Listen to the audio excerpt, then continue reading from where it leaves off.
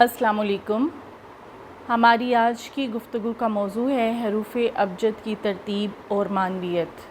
زبان کے نظام اصوات کی تشکیل اور تجسیم حروف ابجد ہی کی بدولت ممکن ہے۔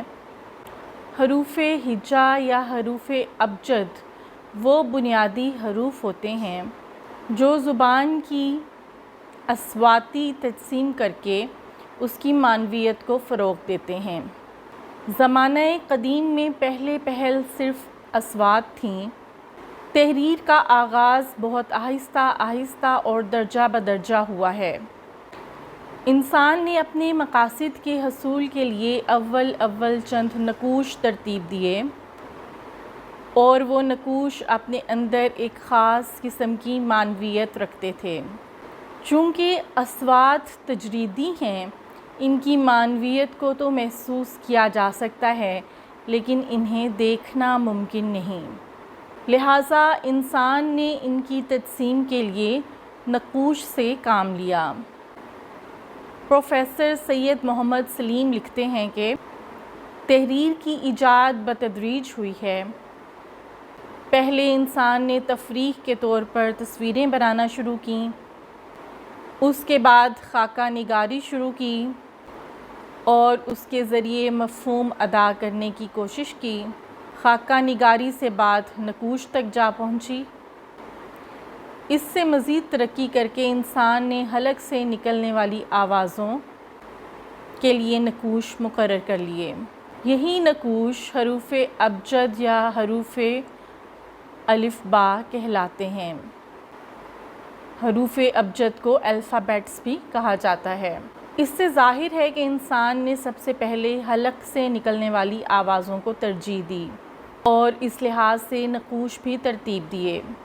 ابجدی ترتیب میں ابجد، حوض، حتی، کالیمن، صافس، کرشت، سخس اور سزخ شامل ہیں۔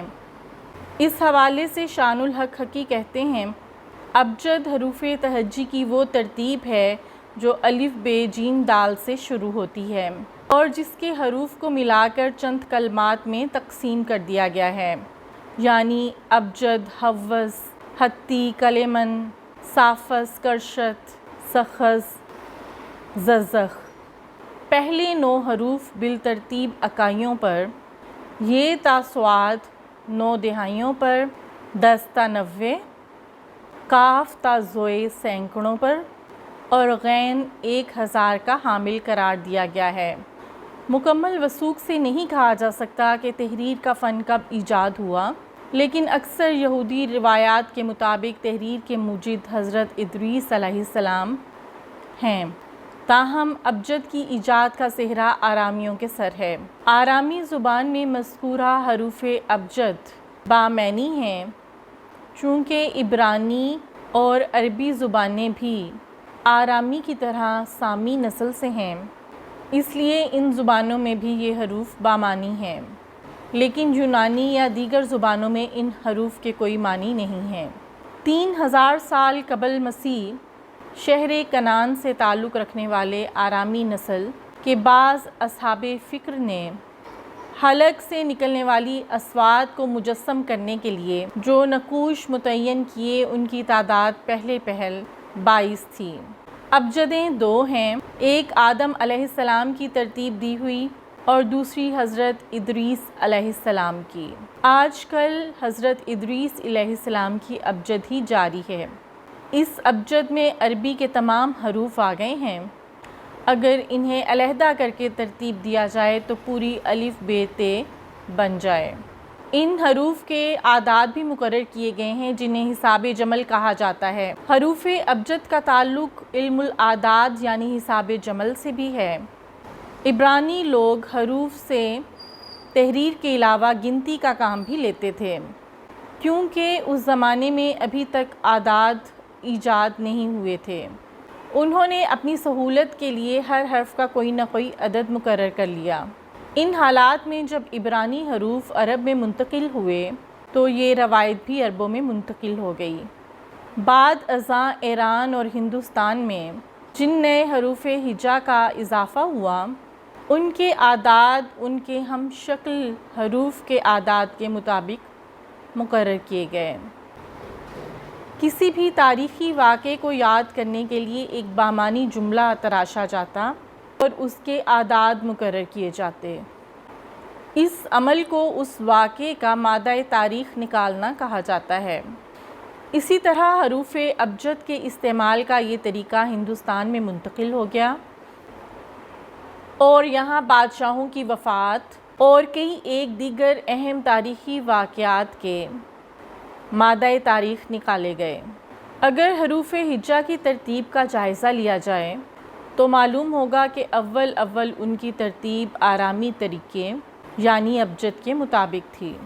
بعد ازاں اس ترتیب میں موجود ارقام کو نحو و لغت کے امام خلیل بن احمد فراہیدی نے محسوس کیا اور حروف کو حلق کے مخارج کے اعتبار سے درجہ بدرجہ ترتیب دیا۔ یہ ترتیب حلقی کہلائی۔ اگرچہ لسانیات کے محققین کے نزدیک خلیل بن احمد فراہیدی کا یہ بہت بڑا کارنامہ تھا، لیکن عام قاری اور طلباء کے لیے دشواریاں باقی رہیں۔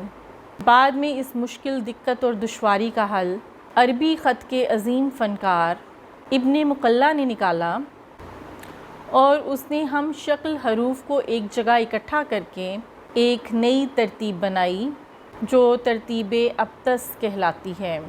اس کی تجویز کردہ ترتیب نے ترتیب ابجدی اور ترتیب حلقی کو منسوخ کر دیا۔ افریقی ممالک مراکش، الجزائر وغیرہ میں ترتیب ابتس ہی رائج ہے، مگر اس میں تھوڑی سی تبدیلی پائی جاتی ہے۔ اسی طرح اہلیان عجم و ہند نے اسی ترتیب میں چند اضافے کیے، جس کے بعد حروف ہجا کی موجودہ ترتیب طے پائی۔ اصوات کی تجسیمی صورتوں کی ایجاد اور اختراع اور ان کی ترتیبوں کے بارے میں تفکر ذہن انسانی کی حیرت انگیز کارفرمائی ہے اور اس سے انسانی ذہن کی رسائی اور قدر و قیمت کا اندازہ بھی ہوتا ہے۔ آج کے لیے بس اتنی ہی گفتگو۔ آئندہ لیکچر میں ایک نئے موضوع کے ساتھ پھر حاضر ہوں گے۔ اللہ حافظ۔